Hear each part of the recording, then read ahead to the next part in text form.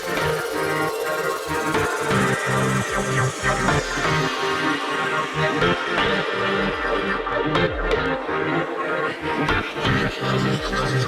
it. What's up, everybody? Red Blerdcon 2021, and I'm with Liz, and it's a pleasure to talk to you. I checked out your panel. I got all the questions I had before the panel are gone. I got question panels from that, not the ones that people keep reiterating about sewing and stuff. But I actually do got a lot of questions about your perspective of the cosplay community. Yep. I am a photographer. Yep. And I thought, in the sense of the pandemic, I thought this was a really good time for people to get creative, for them to work on their own projects, do some self-care, some meditation. But we're hearing people just still to be some issues addressed, and you were knocking them down. I was getting triggered. I mean, yeah. But I just want to say, first off, I appreciate your work, and I appreciate your artistry, because in a world where people are doing less and wanting more, and maybe even receiving more, you're doing more.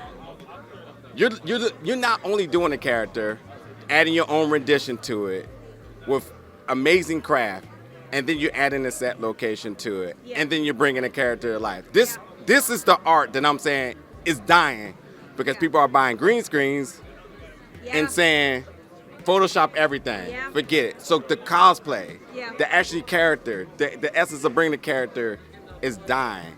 And then look what you're doing. I got to give you, that's where I'm starting to say, I had to give you a props with that, because you're killing it masterfully. Thank you. Well, I'm really passionate, man, and I'm also a very stubborn person. So, you know what I mean? If I like a design, I like to make it my own. And as you may have noticed, I do like to dress up as male characters and kind of feminize it up. But that's just because I like the design, and it helps me express myself, and I will only cosplay characters that I'm passionate about. So male, female, I don't care. I'm gonna do me, and I'm gonna make sure it's done right. Yes, I love that, especially when people like say, I'm just gonna discount chase what everybody else is doing because that person got big over that, so I'm gonna do it. But I swear that can be another conversation for about an hour. But I definitely want to talk about the transition from moving from Australia. I happen to be an American who knows how to say Melbourne and not Melbourne, where you're from. Thank I you. know that's a trigger for you. Not really, I'm all right. But yes. I don't eat Maccas. Is that your thing? Maccas, that's right, Maccas. Yeah. But what was the transition for you into coming to America from Australia? And then not only just doing that, but now you're an international cosplayer, well known around the world, and the work speaks for itself. But what was the process in doing so?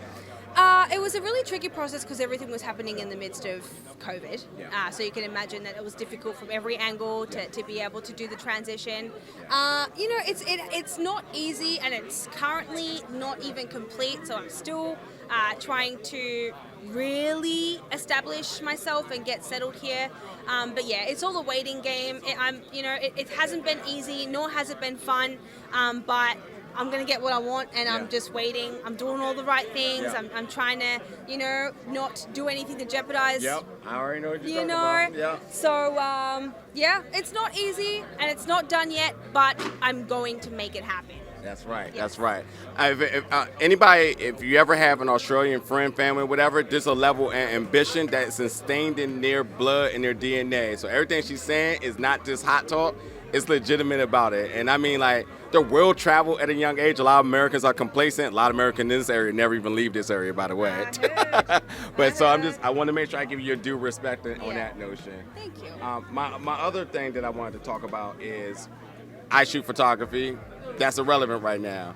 But as a cosplayer, again, it's easy to put on a costume. It's easy to say you want photos. But what is it? And this is actually something beyond the listeners, but something I want to know to instill in my craft. What is it that clicks and you bring the character to life? What do you do to bring that essence of that character to life? Because I don't care how good the cosplay is. I don't care how good your equipment is.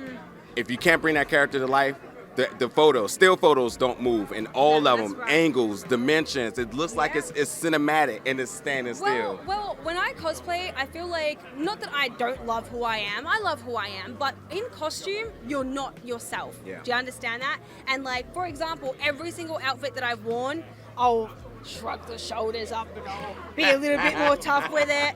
You know, if the character is really serious, I won't be like, hey man, how are you? I'll be like, what? Or I'll walk past, not in a disrespectful way, but I just want to embrace that character and seeing people's reactions like, oh my God, that is inspiring and so beautiful that I'm like, you know what? I am not Yeliz right now. I am Scorpion. And I'm gonna stay Scorpion until I'm out of it. You feel me? I feel you. So today is the first time I ever seen you as a panelist. Well, not panelist. You had your own. I guess that works. Yeah. Okay. Cool. Is this your first time doing so? On this level, yes. Okay. Now, 1B to this. Again, there was a certain level of integrity and confidence up there. And I heard you tell your fans as they're talking to you that you was shy. Bullshit. But Bullshit.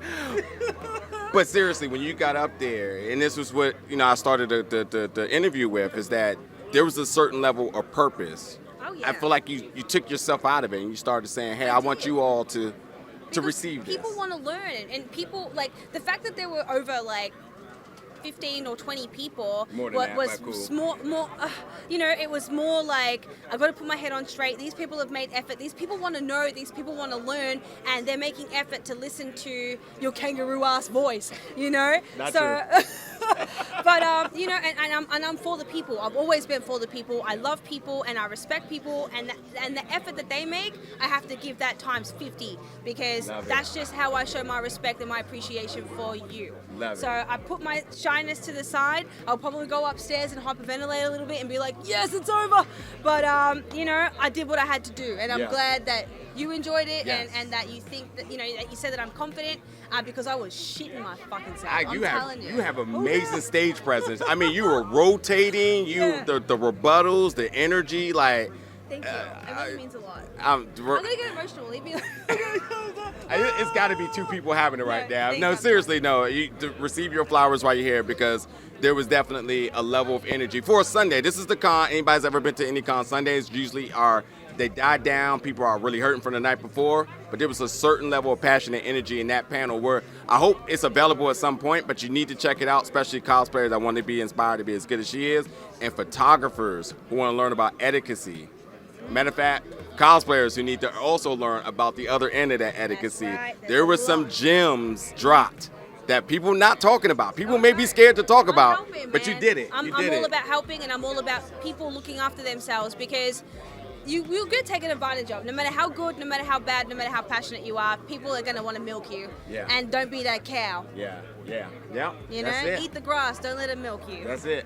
Look, you got your line lining up. I know you got limited time. You got to get back on a flight soon. We have got to do a 1B to this. We need another part. I need at least like 30 minutes because, again, there was a lot of information that I want to definitely let you be able to utilize my platform in order to put that information out there because there was a lot of important things said. And as cons are starting to come back, people, as we're all excited to be back in cons and see our friends, there's a certain level of respect, safety, ethics, morality that was dropped in this panel that you don't want to miss from somebody who's so talented, so selfless, and used her platform to do so. And I want to make sure that you all can receive that same information. So, Yeliz. Oh wait, I gotta ask because I got Australian friends. I got to ask.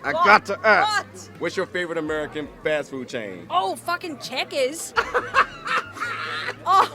Checkers, and I love Chick-fil-A, man. Hey, from the gods. From the gods. That Chick-fil-A sauce, I drink that shit like a milkshake. It's so good, but Checkers. The holy blessing of Chick-fil-A. You are my best friend there.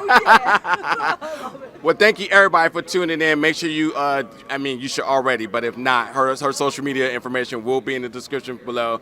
Keep an eye out on a YouTube video that should be dropping post the con, so check it out very soon. And much love, blessings, and success going forward. Of course. Thank you, and you're very good.